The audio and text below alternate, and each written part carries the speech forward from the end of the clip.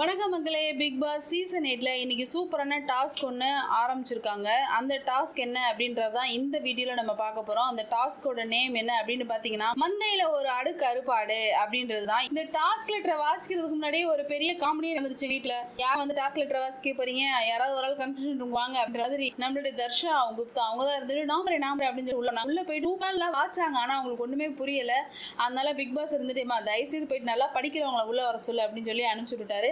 அதுக்கப்புறமா சௌந்தர்யா அவங்க இருந்துட்டு நான் சூப்பரா வாசிப்பேன், தமிழ் நல்லா தெரியும், நான் போய் கண்டிப்பா வாசிப்பேன் அப்படின்ற மாதிரி அவங்க உள்ள வந்துட்டாங்க.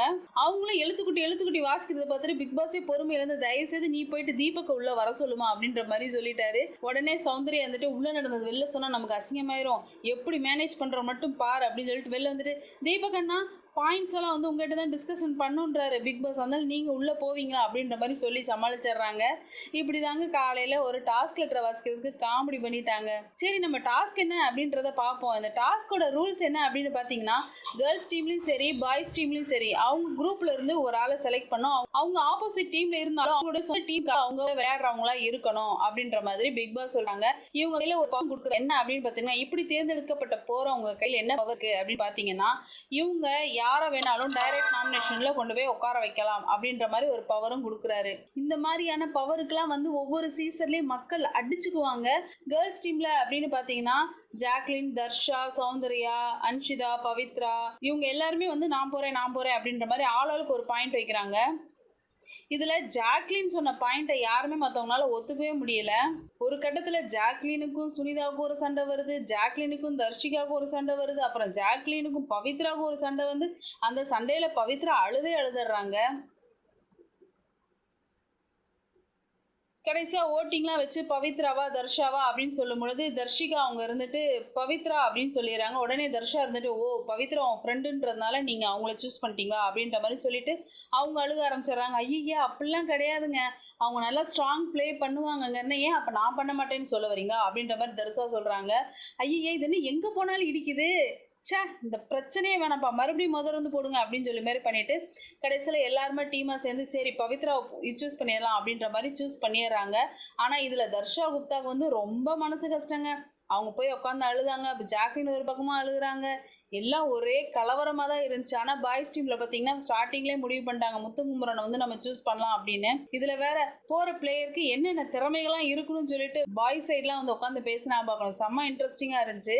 அதில் வந்து என்ன சொல்கிறாங்க அப்படின்னு பார்த்தீங்கன்னா, அவங்க ஸ்மார்ட்டாக இருக்கணுமா, அப்புறம் வந்து அவங்க இருக்கிறவங்க நம்பிக்கைக்குரியவங்களா முதல்ல நடிக்கணும், அதுக்கப்புறமா கொஞ்சம் கொஞ்சமாக வந்து பாய்ஸ்க்காக விளையாடுறவனா மாறணும். அதாவது முதல்ல எம்ஜிஆர் மாதிரி போ, அதுக்கப்புறம் கொஞ்சம் கொஞ்சமாக நீ வந்து நம்பியாராக மாறி ஒரு ஃப்ரீ டைம் கிடைக்கும் போது நீ வந்து என்னுடைய ஆளாக வந்து மாறிடு அப்படின்ற மாதிரி பாய்ஸ் டீமில் வந்து சொல்கிறாங்க. செம்ம காமெடியாக இருந்துச்சு இந்த பாயிண்ட் எல்லாம் சொல்லும் பொழுது. இதுக்கிடையில் விஷால் வந்து எல்லாரையும் உஷார் பண்ணுறேன், ஏங்க ஜாக்லின் தான் வரப்போகிறாங்க போல, இங்கேருந்து கண்ணாடியில் பார்க்கும்போது ஜாக்லின் தான் கையை தூக்கி பேசுகிறா, ஐயோ வந்து பயங்கர நமக்கு வந்து டஃப்பாக இருக்கும், ஸோ வந்து இங்கிருந்து போகிறவங்க கொஞ்சம் பார்த்து அனுப்புங்க அப்படின்ற மாதிரி சொல்கிறாங்க. இதுக்கிடையில் முத்துக்குமரன் அவர் வந்து இருந்துட்டு இதை வந்து நம்ம செஸ்ஸில் போகிற சோல்ஜர் காயின் மாதிரி நம்ம போகக்கூடாது, வந்து சோல்ஜர் மாதிரி போயிட்டு அப்புறம் ராணியாக மாறி எல்லாரையும் அழிக்கணும்னு நினைக்கக்கூடாது, இங்கிருந்து போகும்போதே ராணியாக போய் நம்ம வந்து எல்லாரையும் அழிக்கணும் அப்படின்ற மாதிரி பேசுகிறாரு. டே என்னங்கடா நீங்கள் ஆர்மியில் இருக்க வேண்டியவங்களா இங்கே இருக்கிறீங்க அப்படின்ற மாதிரி நமக்கு ஃபீல் ஆச்சு. இதில் வேற தீபக் அவர் சொல்கிறாரு போகிறவங்க ட்ரோஜன் ஹார்ஸ் மாதிரி இருக்கணும், கொண்டு போய் மிட் நைட்டில் கொண்டு இறக்கி விட்டா ஹோல் படையவே வந்து துவம்சம் பண்ணிட்டு வெளியில் வரணும் அப்படின்றாரு. முடியலடா சாமி, ஒரு டாஸ்க்குக்காக அவங்களெல்லாம் ஆள் செலக்ட் பண்ண சொன்னால் ஒரு நாட்டையே காலி பண்ணுற அளவுக்காக நீங்கள் வந்து பிளான் பண்ணுவீங்க அப்படின்ற மாதிரி நமக்கு ஃபீல் ஆச்சு. இதில் வேற முத்துக்குமரன் சொல்கிறாரு அங்கே இருக்கிறவர் வந்து ஸ்பையாக வேலை செய்யணும், ஓஹோ ஜேம்ஸ் பாண்டா, சரி அப்படின்ற மாதிரி நமக்கு ஃபீல் ஆச்சு. அதுக்கப்புறமா ரவீந்திரன் எவ்வளவோ சொல்லி பார்த்தாரு, சத்யா இல்லைன்னா வந்து ஜெஃப்ரி இவங்களை அனுப்புவோம், இவங்க வந்து ஈஸியாக அங்கே இருக்கிறவங்க கூட பழகி அங்கே இருக்கிறவங்கள வந்து ட்ரஸ்ட் ஒர்த்தாக மாற்றி அதுக்கப்புறம் வந்து சூப்பராக அவங்க ப்ளே பண்ணுவாங்க, அவங்க 2 பேரில் யாராவது ஒரு ஆளாக அனுப்புவோம் அப்படின்னு சொல்லிட்டு ரவீந்திரன் சொல்லி பார்த்தாரு. ஆனால் வந்து உள்ளே இருக்கவங்க யாருமே ஒத்துக்கல போல. முத்துக்குமரன் இல்லைன்னா தீபக் இவங்க 2 பேர்த்தில் யாராவது அனுப்புவோம் அப்படிங்கும்போது அப்பயும் ரவீந்திரன் சொல்கிறாரு தீபக் வேணா அனுப்புங்க, முத்துக்குமரன் போனால் ஃபஸ்ட்டு எடுத்த உடனே வந்து அக்ரெசிவாக போயிடும், முதல்ல முத்துக்குமரன் அனுப்புவோம் அதுக்கப்புறமா தீபக் அனுப்புவோம் அப்படின்றாரு. இது என்ன 2 டைம் வந்து முதல்ல ஒரு ஆள் அனுப்பிட்டு அவங்க ஒழுங்காக விளையாடல இல்லை பிடிக்கல அப்படின்னு சொல்லிட்டாங்கன்னா திரும்ப இன்னொரு ஆளை கொண்டு போய் சேர்ப்பாங்களா என்ன ஒண்ணுமே புரியல, என்ன லாஜிக்ல அந்த பாயிண்ட் எடுத்தாங்கன்னு எனக்கு தெரியல. அந்த என்னன்னு சொல்லி கடைசியில பாய்ஸ் டீம்ல வந்து முத்துக்குமரனை செலக்ட் பண்ணிட்டாங்கங்க. அதுக்கப்புறமா லிவிங் ஏரியாவுக்கு பிக் பாஸ் வந்து எல்லா 2 டீமையும் வந்து வர சொல்லிடுறாங்க. 2 டீம் வந்து உங்க இதுல இருந்து யாரப்பா செலக்ட் பண்றீங்க அப்படின்னு கேட்கும்போது கேர்ள்ஸ் டீம்ல இருந்து நாங்க பவித்ராவை சூஸ் பண்றோம் அப்படின்ற மாதிரி சொல்லிடுறாங்க. இதுல என்ன காமெடி அப்படின்னு பாத்தீங்கன்னா, இந்த லிவிங் ஏரியாவுக்கு வந்த உடனே வந்து உட்காரதுக்கு இடம் தேடும் பொழுது, ஏப்பா ஏன்பா பொண்ணுங்களாம் இப்படி நெருக்கி உட்காந்துருக்கீங்க, கொஞ்சம் தள்ளி இப்படி வாங்க, இங்க நிறைய இடம் இருக்குது அப்படிங்கும்போது தர்ஷா வேகமா சொல்றாங்க, நான் எனக்கு உங்க கூட எல்லாம் வந்து விளையாடணும்னு தான் ஆசை, ஜாலியா ஃபன்னா இருக்கணும்னு, ஆனா அங்க இருக்கிறவங்க விட மாட்டேங்கிறாங்க அப்படின்னு சொல்லிட்டு அங்க போய் பாய்ஸ் கிட்ட போய் உட்காந்துட்டு புலம்ப ஆரம்பிச்சுட்டாங்க.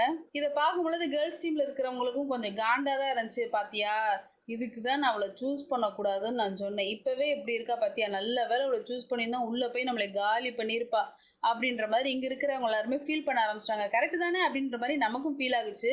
அந்த என்னன்னு சொல்லிட்டு சரி பவித்ராவை சூஸ் பண்றோம் நாங்க கேர்ள்ஸ் டீம்ல அப்படின்ற மாதிரி அவங்க அனௌன்ஸ் பண்ணிடுறாங்க. அதே மாதிரி பாய்ஸ் டீம்லயும் வந்து நாங்க முத்துக்குமரனை சூஸ் பண்றோம் அப்படின்ற மாதிரி சொல்லிடுறாங்க. சரிங்க, நீங்க போய் உங்களோட மூட்டை முடிச்செல்லாம் கட்டி நீங்க வந்து டைனிங் ஏரியால வந்து நில்லுங்க, நான் சொல்லும் போது நீங்க வந்து இடம் மாறிக்கலாம், ஆப்போசிட் டீம்ல போய் நீங்க வந்து ஸ்டே பண்ண ஆரம்பிச்சிடலாம், அந்த டீமுக்காக நீங்க அந்த டீமாவே நீங்க மாற ஆரம்பிச்சிடலாம் அப்படின்ற மாதிரி அவர் சொல்லிடுறாரு. ஒரு டாஸ்க் விளையாடுறது கூட விளையாண்டலாம் போலாங்க, அந்த விளையாடுறதுக்கு முன்னாடி ஒரு டிஸ்கஷன் போறாங்க பாருங்க, ஆத்தாடி அந்த டிஸ்கஷன் தான் பயங்கர கஷ்டமா இருக்குதுங்க. டிஸ்கஷன் பண்ற அவங்களுக்கும் கஷ்டமா இருக்கு, பாக்குற நமக்கும் கஷ்டமா இருக்கு அப்படின்னு தான் எனக்கு தோணுது. எப்படியும் இந்த டாஸ்க்கு வந்து ரெடி ஆயிட்டாங்க, அந்த டாஸ்க்ல என்னென்னலாம் பண்ண போறாங்க இந்த வாரம் ஃபுல்லா அப்படின்றத இனி போக போக தான் தெரியும். இது போன்ற பிக் பாஸ் தொடர்பான செய்திகளை தெரிந்து கொள்ள தொடர்ந்து நம்மளோட சேனலோட இணைந்திருங்க. மறக்காம எங்களோட சேனலை சப்ஸ்கிரைப் பண்ணுங்க, என்னோட வீடியோ லைக் பண்ணுங்க. உங்களோட சப்போர்ட் எனக்கு ரொம்ப தேவை மக்களே. மீண்டும் அடுத்த வீடியோல பார்க்கலாம். பாய்.